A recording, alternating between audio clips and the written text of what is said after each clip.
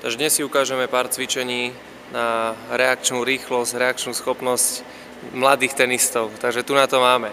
Dobre, takže ideme tenisový streh a ideme na to. Biela. Žltá. Hneď sa vraciam naspäť. Modrá. Modrá. Biela. Červená. Tak. Vymeníme zase štvorce posledný krát. Vlastne v každom z tých štvorcov sú inak postavené kužele, aby si vlastne nemohli sa adaptovať tak rýchlo. Pripravíme sa.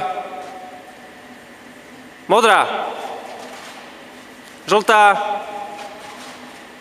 Biela. Červená. Žltá. Modrá.